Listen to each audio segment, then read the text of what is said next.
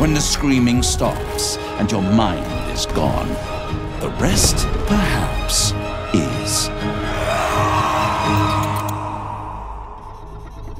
silence.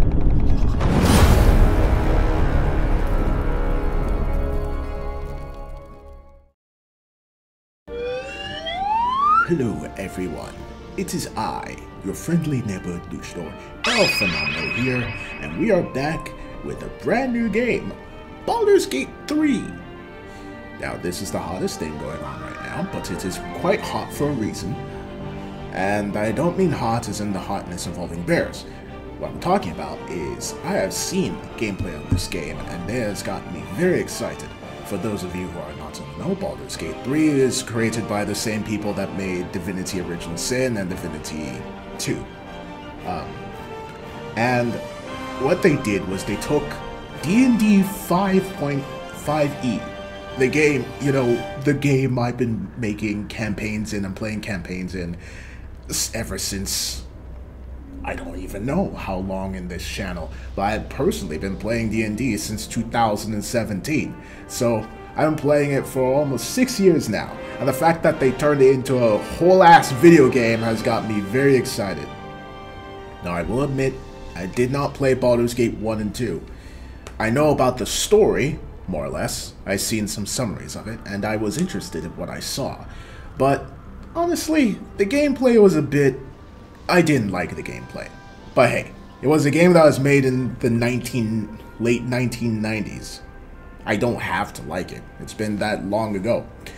Either way, I'm very excited to start playing this game with you guys and for you guys and also for myself.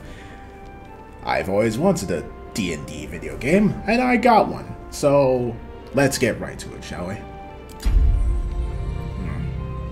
Select your difficulty. Balanced.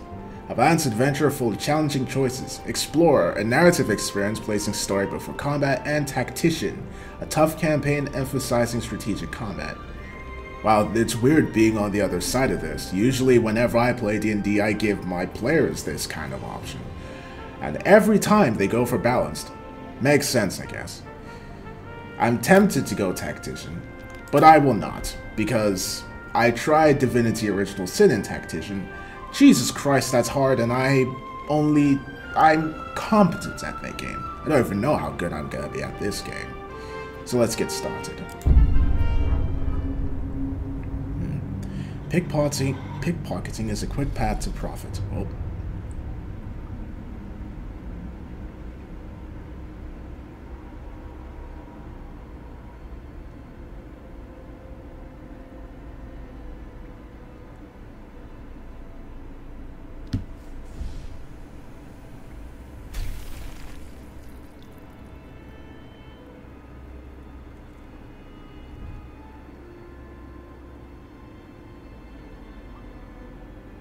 It's one of those things. I forget what they're called.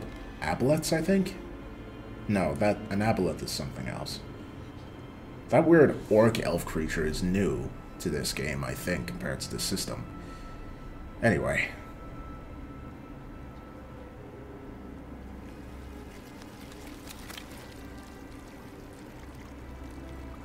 Oh, that's not good.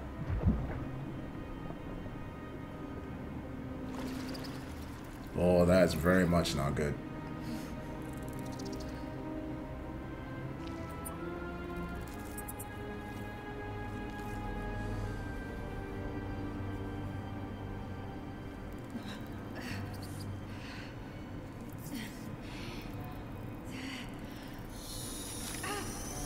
Oh no. Oh, that's horrible. That is horrible. Oh, what you looking at me for? No, get that little squiggly thing away from me. Oh no, that's gross. Ah, hell nah. Damn. I'm guessing that was our poor player character, huh? Enable tutorials. Tutorials can help you learn more about the core mechanics of Baldur's Gate 3. Yeah. Okay. So, let's see. So we can have these pre-made characters, or we can just make our own. But let's see. Asterion. After 200 years serving a cruel master, the vampire spawn Asterion is finally free. Free to walk in the sun, free to chase power, and free to take revenge.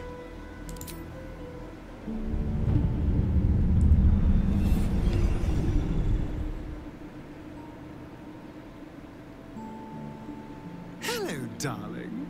Don't be shy. I promise not to bite until we've been formally introduced. My name's Astarion, and I've spent a century stalking the night, hunting for pretty morsels just like you. A man called Cazador made me what I am, kept me like a pet, forced me to do his bidding. No more. The Tadpole's influence broke his dominance over me, and now I can finally pursue the one thing I've hungered for these long, dark years. Revenge. I'm going back to Baldur's Gate to track Cazador down in his lair. I'll be the last thing the bastard ever sees.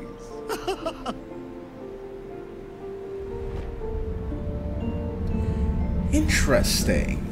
This reminds me of, like, doing your character introductions in session 0. I like this. Okay. So, actually, let me move myself out of the way here so that you guys can see what I'm seeing. So, essentially, with this guy, we have a full-blown character and a full-blown, like, build going on.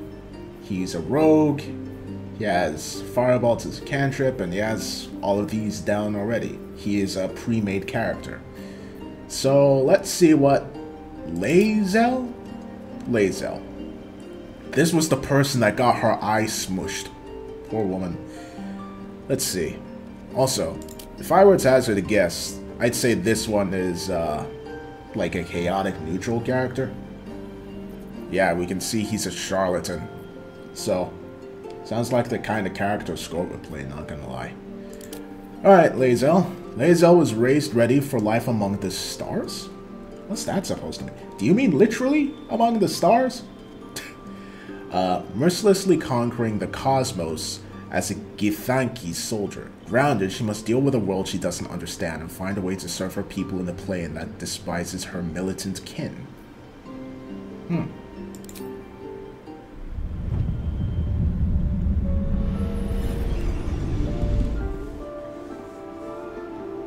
Since I was born in the cold reaches of world space, I have known but one purpose. To wield a silver sword and ride a red dragon in service of my regent, the Githyanki Queen Vlaakith. My first step on this path is to slay a mind flayer and bring its head to my queen. There is no flesh I will not carve, and no barrier I will not shatter to see it done. I am the one who sunders. I am the Undying Queen's most unshakable warrior. I am Lae'zel of Kalir. Interesting. So, I was very curious about this race in particular, and it turns out they're freaking aliens. I don't think that they are just straight up aliens in D&D, as far as I am aware. But yeah. This is an interesting character. This seems like something either I or Matt would make, to be honest. Alright. So, they're a fighter. A great sword-centric fighter, it seems. Okay. And Gale. Ooh, you're the wizard. If that's what wizards are gonna be wearing, that's interesting. Gale's wizarding prowess once earned him the love of Mystra, the goddess of magic, until his ambition led him to the brink of catastrophe. Interesting. Alright, let's see what you got, Gale.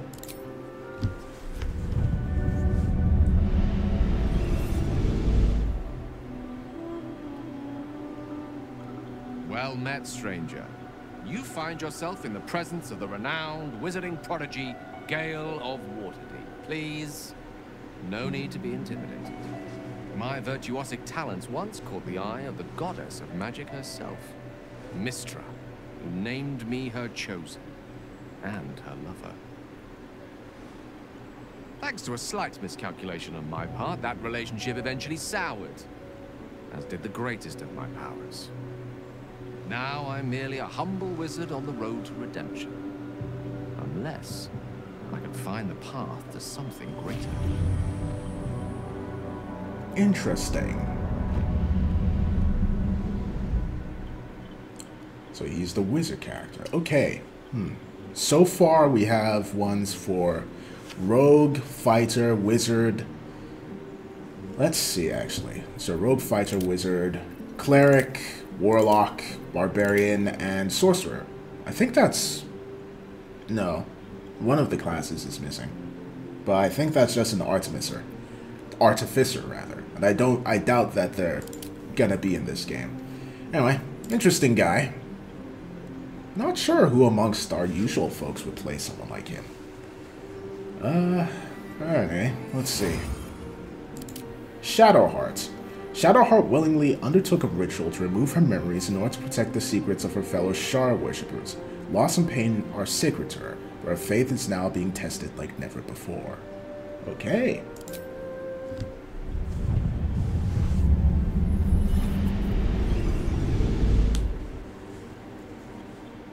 My name is Shadowheart, loyal servant of Shar, goddess of darkness and loss. There is little more I can tell you than that. My Lady Shar tasked me with a mission of such secrecy that I surrendered great swathes of my memory in order to safeguard the knowledge of it. All I know is that I must bring the artifact I hold to Baldur's Gate, and that nothing can stand in my way. My goddess is watching. Very mysterious. I bet that's a bomb. Alright, let's see. And while you are the warlock. Never played a warlock before. Known as the Blade of Frontiers, Weil uses his magic to fell the monsters and devils menacing the Sword Coast. In a moment of desperation, he accepted an offer of greater power, forcing him into an infernal game he's struggling to play. Huh. So he became a warlock out of desperation. Interesting. I've never seen something like that before, where someone is a warlock, but they don't really like their patron like that. Let's see.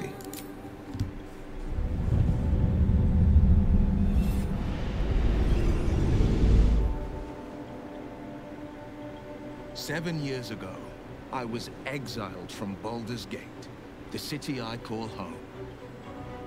My name is Will, but the people of the Sword Coast call me the Blade of Frontiers, champion of the meek, defender of the innocent.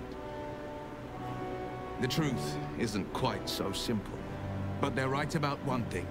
I hunt monsters, and I always catch my prey.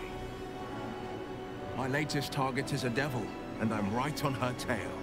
Once I'm through with her, she'll never escape the fires of the first hell." You know what would be funny? If the patron he is serving as a warlock is the devil that he is hunting.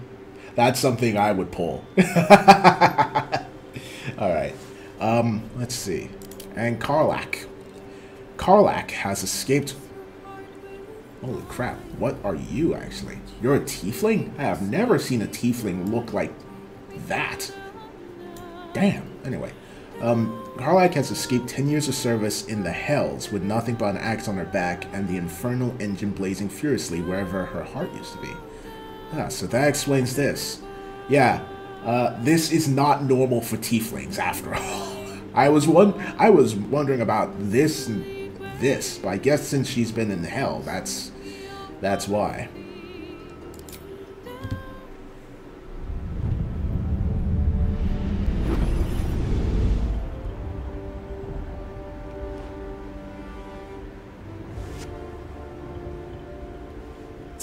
years ago, I was sold to the Archdevil Zariel.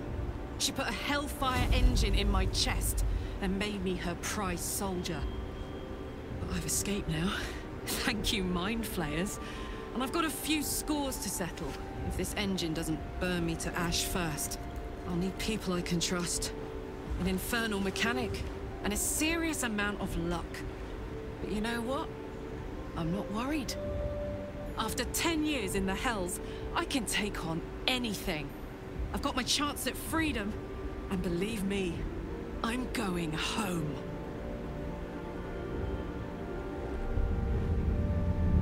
What the heck is an infernal mechanic? Was she being literal? I don't know. Alright, and let's see. The Dark Urge. You remember nothing but a path paved with blood. Unimaginable cruelty whispers to you from within. Can you escape it? Would you even want to? Let's see.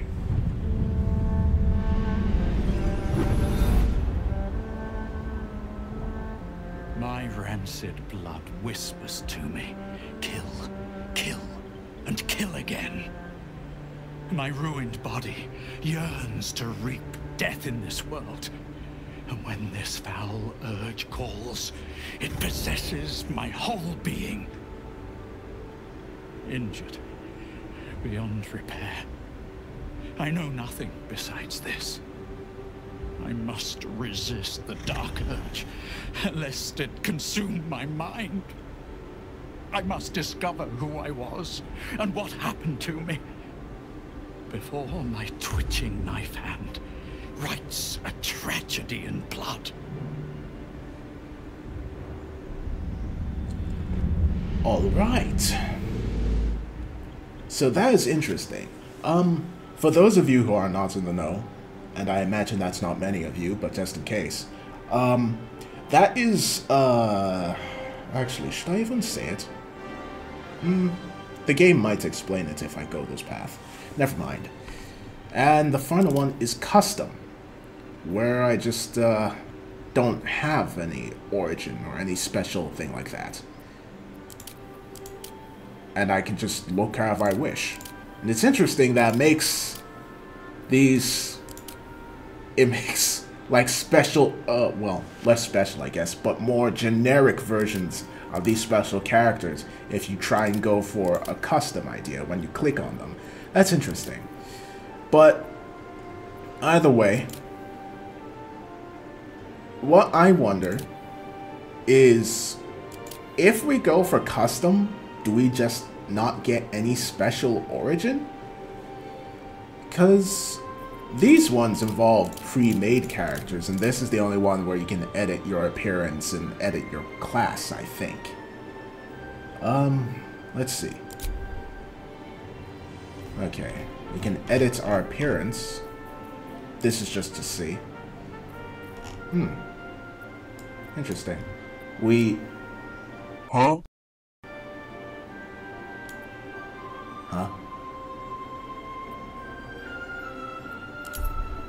Okay. Huh. You know, when it said stuff about nudity, I didn't think it would go to this level. But it seems with this thing, we would have to be a Dragonborn if we go down this route. And I'm not really sure if I want to be a... If I just want to go all Dragonborn. So...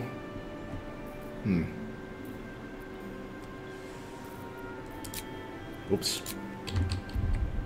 How do I go back? There we go. Yeah. Oh, wait, can I change it? I can. Okay.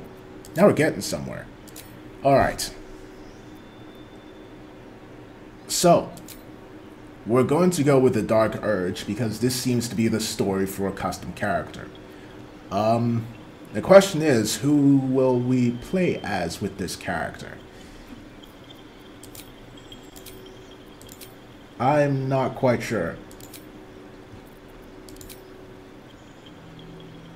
Let's see what our options are. So elf. With ethereal countenance and long lifespans, elves are at home with nature's power, flourishing in light and dark alike. Tiefling. Descendants from devils of the nine hells, tieflings face constant suspicions in Faerun. Thankfully, their arcane abilities make them natural survivors. Drow. This is the same race that Adel Sode is, my current player character in Fractured Shards. You should watch Fractured Shards, by the way. Drow. Driven to the Underdark, most Drow have adopted a ruthless pragmatism. While the Loth-sworn delight in the goddess's evil tenets, the Skilraldrin reject her attempts to overthrow the leader of the Elven Pantheon. Can I just go with Adel Sode? Nah.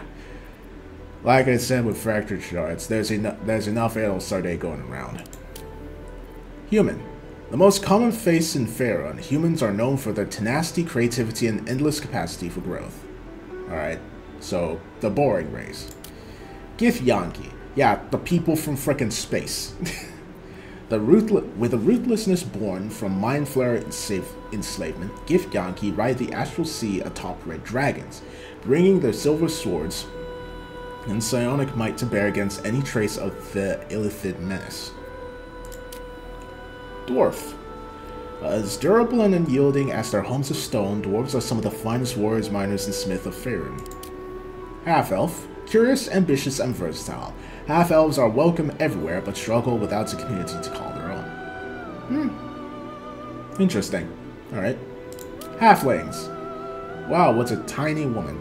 Small yet capable, halflings prefer the comforts of home and hearth, but their natural luck and dexterity make them fine adventurers. Gnome. No.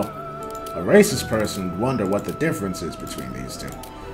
Small, clever, and energetic, gnomes use their long lives to explore Faerun's brightest corners and darkest depths. Dragonborn. A proud race that values clan and skills above all else. Once enslaved by dragons? Really? So that's the lore they're going for here. They strive to be self-sufficient, not wanting to be beholden to anyone, not even the gods. And half-orc. Creatures of intense emotion. Half-orcs are more inclined to act than contemplate. Whether the rage burning their bodies compels them to fight, or the love filling their hearts inspires acts of incredible kindness. I see. Alright. And the classes. Barbarian. The strong embrace the wild that hides inside. Keen instincts, primal physicality, and most of all, an unbridled, unquenchable rage. Bard. It's weird seeing an orc lady as a bard, I tell you what. It's even weirder seeing an orc dude as a bard. You know music in more than a fancy. It is a power.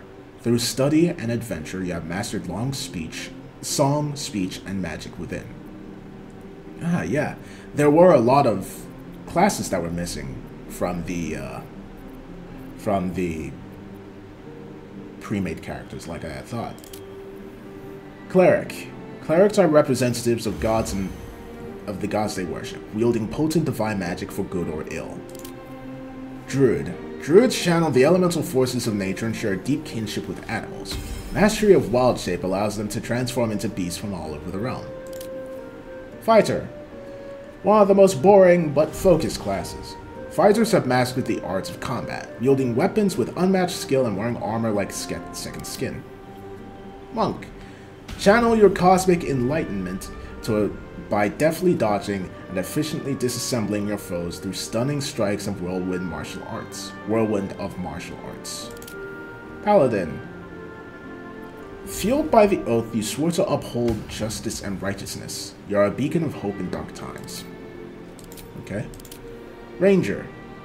Rangers are unrivaled scouts and trackers, holding a deep connection with nature in order to hunt their favorite prey. Rogue. With stealth skill and uncanny reflexes, Rogue's versatility lets them get the upper hand in almost any situation. Sorcerer.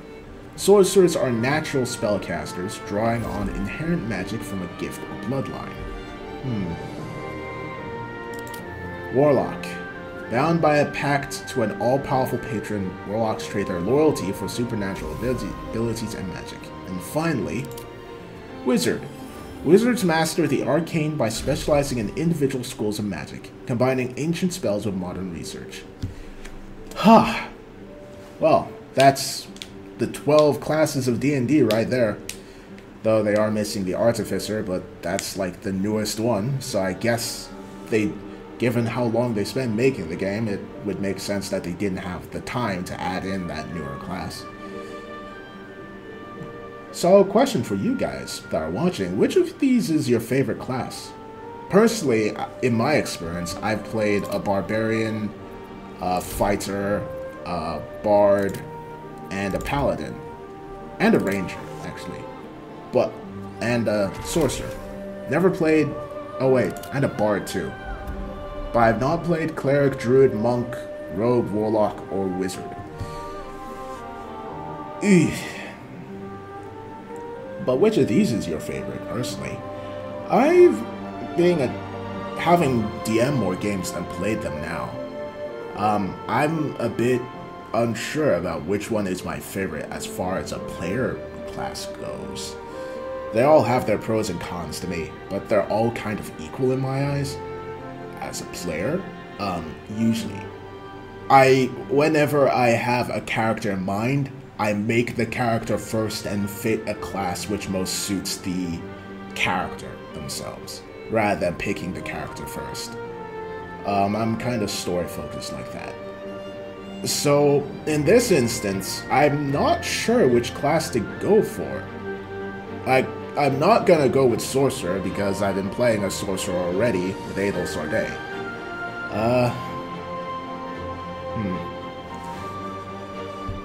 Well, let's take a look at the backgrounds first. Backgrounds. Oh.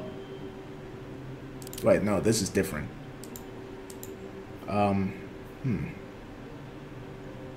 Okay, yeah, the background is parts of the origin. Okay, so we can change this. A wicked moment, person or thing that cannot be slain by sword or spell haunts your mind and flickers in your peripheral vision. You carry it wherever your adventure takes you, or perhaps it carries you. Yeah, we can change this. Actually, let's see. Yeah, that's part of the Dark Urge. We can change it. Okay, so now is the hard part where we make our character.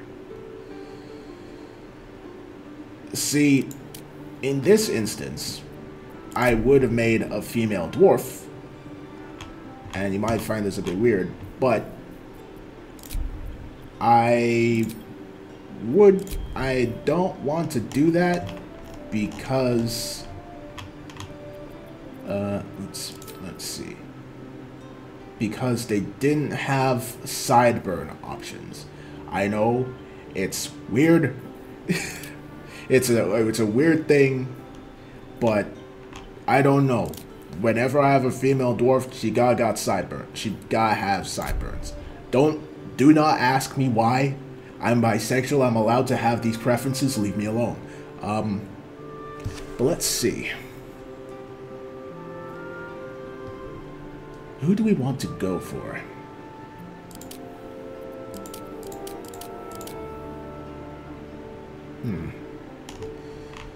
Well, knowing what I know about the story, I'm tempted to just go with the human for this. Because it makes sense, given what I believe is the source of these dark urges, according to the story in the past.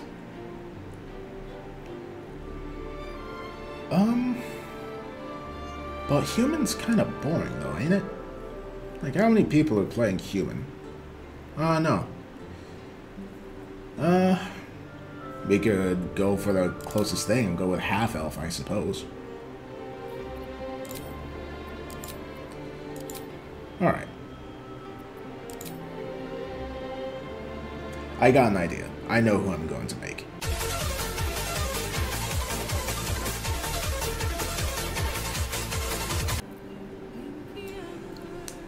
Okay, I think I got a character going here. I think. Truth be told, I'm not used to playing as a dude in these kinds of games. But I figured it would be weird if I played as a woman. Plus, it would be a nice change of pace, I suppose. Anyway, this is our character. No idea what to name him, though. I didn't base him off of anything, I just looked around to see if I could make something cool. This is not how I typically make... Is that a dagger?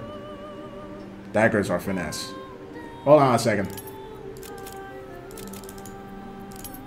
I have now decided that he will be a dagger. His focus for melee weapons will be daggers, because he just started with one. Fuck it, I don't know. This is the first time I played a D&D game without a character whose history I have in mind.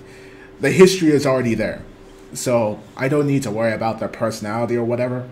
This is such a weird way to play D&D. This is so different compared to everything. Oh, you can change your skill proficiencies. Hold on. But as I was saying, this is so different compared to everything else that I've done with D&D. I swear, I'm looking forward to it. But let's see. Arcane. Let's add you. Investigation. Let's add you. And Intimidation's already up. Guess we could make him just a meanie, so to speak. Okay. But I don't feel... You know what? Fuck it. It'll be fine. I'm not gonna pull a Bethesda game sort of thing. I'm persuade my way out of every encounter. That's something I do too much as is. So, which is part of why I was hesitant about going Warlock, because of charisma. I would end up relying on it, and I rely on charisma with almost all of my characters. But fuck it. Let's just go. I've been on here already. Okay. Let's go. What will we name you? The Dark Urge. Let's just name you Dirge. I don't know if that's a pun or not, but I kind of hate myself for saying it. Okay. Let's go. If you enjoyed the video, like, comment, and subscribe. Hope you stick around to see more of what I make. Be seeing ya.